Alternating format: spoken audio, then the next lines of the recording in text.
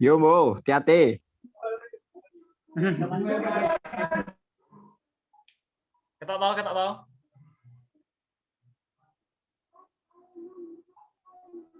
Kita tahu, Ji. Keton, Bo, keton. Direkrut iki. Yo, Ojo kiri atas, Ji. Wis tak rekod. Oke, tak buka Wis, ya. ini. Tak buka. Wis. Yo, siap, Bo. Assalamualaikum warahmatullahi wabarakatuh. Waalaikumsalam warahmatullahi wabarakatuh.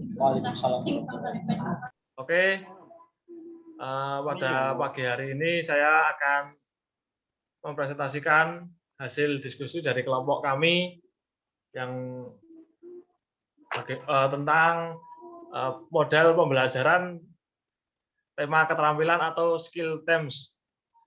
Untuk kelompok 7, kami beranggotakan dengan yang pertama saya Rembo Gairawan, dan yang kedua Husni Alfariski, yang ketiga Hafiz Alistian, dan yang terakhir Aji Kraton Jarasmoyo. Baik, langsung saja ya. Langsung kita tampilkan hasil dari diskusi kita. Yang pertama adalah what are skill themes, atau pengertian dari tema keterampilan. Jadi tema keterampilan itu sendiri adalah gerakan fundamental yang kemudian diubah menjadi pola yang lebih spesialisasi tentang kegiatan olahraga yang lebih kompleks untuk dibangun. Lalu pendekatan tema keterampilan ini dengan cara mengajar pendidikan jasmani seperti yang pertama diorganisir berdasarkan tema dan keterampilan dan gerakan sesuai konsep. Dan yang kedua menjelaskan konten yang dimaksud konten itu apa yang akan diajarkan, dan juga menjelaskan pedagogi bagaimana itu diajarkan. Yang selanjutnya sesuai perkembangan dari gaya mengajar sesuai keterampilan. Yang pertama, jadi anak-anak berkembang dengan kecepatan yang berbeda-beda ya. Tentu saja saya dengan Mas Aji contohnya memiliki perkembangan yang berbeda dengan berbagai indikator sendiri. Yang pertama, usia tidak dapat memprediksi kemampuan motorik. Apa yang dimaksud dari usia tidak dapat memprediksi kemampuan motorik? Yakni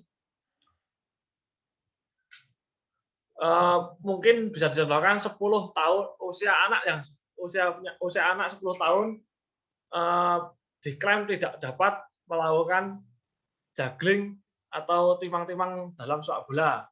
Nah, itu tidak dapat dibenarkan ya, karena banyak usia di bawah 10 tahun yang sudah dapat melakukannya.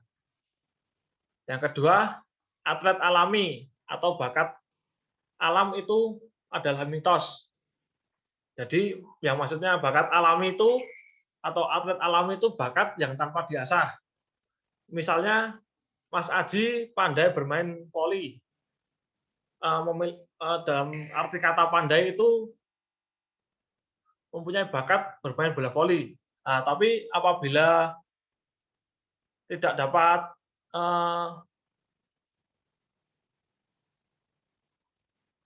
diasah atau dikembangkan melalui latihan, tidak dapat kita jadikan atlet ya. Yang ketiga, anak perempuan dan laki-laki memiliki potensi yang sama. Ya, mungkin yang poin ketiga ini cukup jelas ya. Yang keempat, anak-anak mengembangkan keterampilan motorik secara alami melalui permainan. Ya, jadi anak-anak itu mengembangkan keterampilan motoriknya, misalnya bisa kelosan dalam olahraga itu diasah melalui permainan-permainan yang dilakukan saat kecil. Nah, yang kelima, gerakan fundamental yang digunakan dalam olahraga dan kegiatan. Dan yang keenam, pengembangan pemahaman fungsional tentang konsep kesadaran ruang, usaha, dan hubungan yang penting. Oke, yang selanjutnya dari Mas Aji Katon.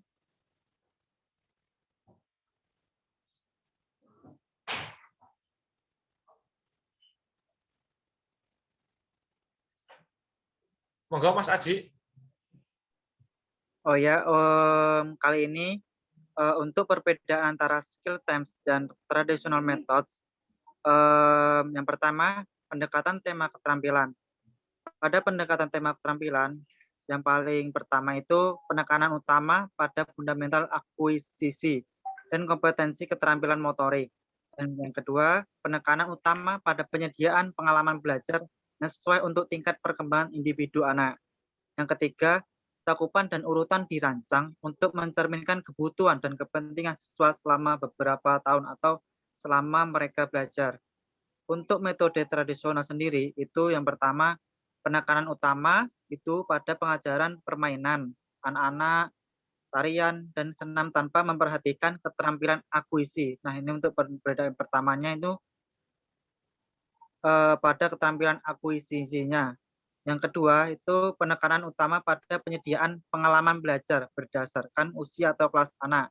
Nah, ini perbedaannya pada pengembangan setiap anak. Pasti ada perbedaannya juga. Untuk yang ketiga ini cakupan dan urutan dirancang untuk diajarkan keterampilan dalam unit yang terdiri dari 3 unit, yaitu mingguan, 6 minggu, dan lain-lain gitu. Ini perbedaan yang ketiga ini pada untuk tempo atau waktunya. Setiap perbedaan antara skill team dan traditional methods ini. Maksudnya itu waktu yang digunakan untuk memakai skill team dan traditional methods. Dan selanjutnya dibacakan oleh Mas Husni.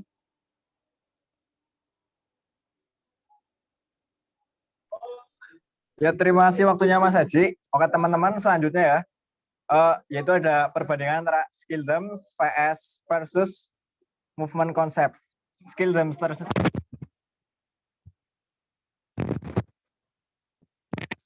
kegiatan di olahraga ya teman-teman.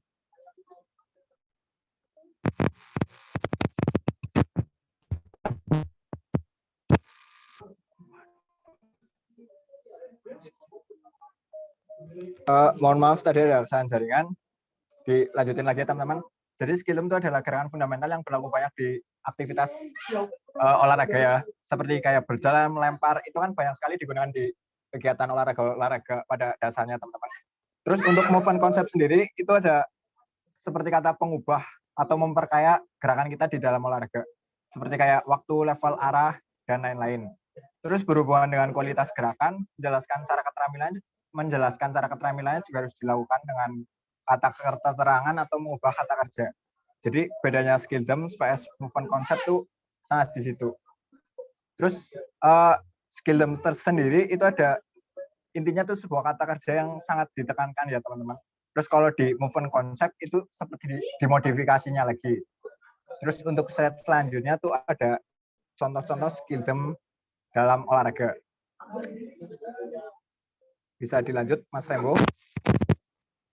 Untuk skill sendiri pada olahraga itu ada aerobik, basketball, football, dance, golf, hoki, martial arts, rock climbing, soccer, softball, tennis, track and field, throwing, and ultimate frisbee, volleyball. Itu adalah contoh-contoh yang kami buat ya teman-teman. Dan di situ juga udah terpapar jelas skill termnya itu apa aja dan bagaimana kita harus membedakannya antara olahraga yang satu dengan olahraga yang lain teman-teman. Jadi mungkin itu penjelasan dari skill term versus movement concept. Selanjutnya mungkin ada penjelasan movement concept lagi akan dilanjutkan oleh Mas Hafiz atau yang lainnya. Monggo. Oke, terima kasih Mas Supri. Nah, sekarang untuk movement konsepnya itu di sini untuk skill itu kita ada 3, yaitu ada manipulatif, kemudian lokomotor, kemudian dan lokomotor. Nah, tiga aspek atau konsep ini di dalam konsep ini merupakan dasar. Tiga itu merupakan dasar. Kemudian yang di lingkaran luarnya lagi itu adalah pengembangan atau modifikasi dari gerakan dasar tersebut atau aspek dasar dari tiga manipulatif, kemudian lokomotor dan juga non lokomotor. Nah, ini di sini sudah lengkap ya. Seperti misal berjalan itu nanti ada gerakan tambahan seperti berlari, kemudian untuk menendang misal passing nanti ada shooting seperti itu. Oke, next.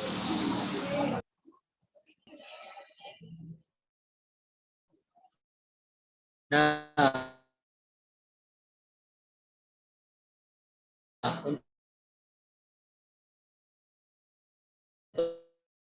untuk selanjutnya itu karakteristik skill DEMS approach. Itu yang pertama yaitu operasional manipulatif, tema keterampilan yang dipraktikkan pada awalnya secara terpisah, kemudian dalam kombinasi dengan keterampilan dan konsep lain. Kedua, didesain untuk memberikan pengalaman yang sesuai ke tingkat perkembangan anak sebagai lawan untuk usia atau kelas. Jadi ada perbedaan usia atau kelas di situ. Kemudian tugas dipilih berdasarkan kemampuan anak, bukan kalender yang telah ditentukan sebelumnya. Jadi pemilihan itu gerak itu disesuaikan oleh kemampuannya, bukan berdasarkan usia atau waktunya. Kemudian yang ketiga, lingkup dan urutan dirancang